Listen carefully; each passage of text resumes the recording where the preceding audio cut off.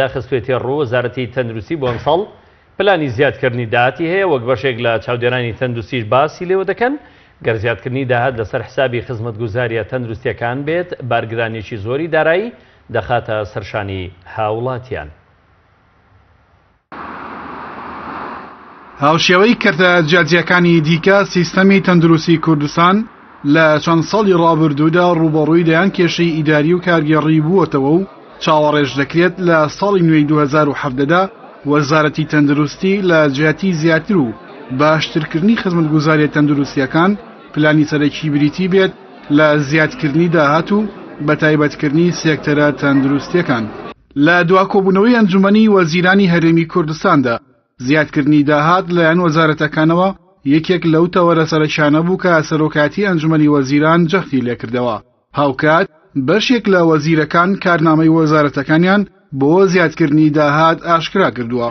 لەو چوارچێوەیەدا بەپێی ڕاگەیەنراوێکی وەزارەتی تەندروستی حکوومەتی هەرێمی کوردستان ساڵی ڕابردوو ساڵی کەمکردنەوەی خەرجیەکان ڕێکخستنی پەیکەری یەکە کارگێڕەکانی وەزارەتی تەندروستی و چاکسازی ڕەوشی دەرمان بووە و بۆ ئەم ساڵ کارنامەی نوێ بڕێوەیە. بەپێی کارنامەی نوێی وەزارەتی تەندروستی کە لە هەژمەری تایبەتی دکتۆر ڕێکەوت حەمەڕەشید وەزیری تەندروستی بڵاوکراوەتەوە وەزارەتی تەندروستی بۆ ئەم ساڵ پلانی زیادکردنی داهاتی هەیە وەک بەشێک لە چاودێرانی تەندروستیش باسی لێوە دەکەن گەر زیادکردنی داهات لەسەر حسابی خزمەتگوزاریە تەندروستیەکان بێت بارگرانێکی زۆری دارایی دەخاتە سەرشانی هاوڵاتیان. بەپێی ئەو ڕاگەیەندراوەی وەزیری تەندروستی لە هەژمەری تایبەتی خۆی بڵاوی کردوێتەوە پلانی ساڵی 2017 وەزارەتی تەندروستی چەند تەوەرەکی سەرەکی لەخۆ دەگرێت کە دیارترینیان بریتین لە زیادکردنی داهات لە ڕێگەی زیادکردنی باج لەسەر جگەرە و کحوڵ و نێرگەلە هەروەها کارگەکانی چیمەنتۆ و پترۆکیماوی.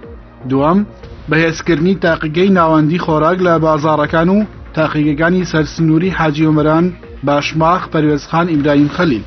سێیەم دانانی کۆمپانیای هاوردە و دابینکردنی دەرمان کە حکوومەت خۆی سەرپەرشتی دەکات. چوارەم ڕێکخستنی سیستەمی ڕەوانەکردنی نەخۆش. پێنجەم چاکردن و ڕێکخستنی توانێتی کۆکردنەوەی پاشەڕۆی پزیشکی بە شێوەیەکی زانستی و سەلامەت. شەشەم پلانی کارکردن بە سیستەمی PPP بۆ تەواوکردنی پرۆژە ئەندازە یەکان. شارەزانی تەندروستیش باس لەوە دەکەن شەقی پلانی نوێی وەزارەتی تەندروستی کارکردنە بۆ زیادکردنی داهات. لەو میانەیەشدا بەپێی پلانەکە و کارکردنی بە سیستەمی هاوبەشی پێکردنی کەرتی تایبەت و بازرگانان لە تەواوکردنی پرۆژە تەندروستی تەواو نەکراوەکاندا مەترسی ئەوە دێتە ئاراوە تەواوی سێکتەری تەندروستی بە تایبەتی بکرێت. ئەمەش بارگرانیەکی زۆری دارایی لە سەرشانی هاوڵاتیان دروست دەکات لە دۆخێکدا کە هەرێمی کوردستان ماوەی زیاتر لە 2 ساڵە لە قەیرانی داراییدایە و تەواوی هاوڵاتیان و موچەخۆران لە دۆخێکی سەختدا ژیان دەگوزارێنن. ئەنجومەنی مامۆستایانی ناڕازی لە کۆنگرەیەکی ڕۆژنامە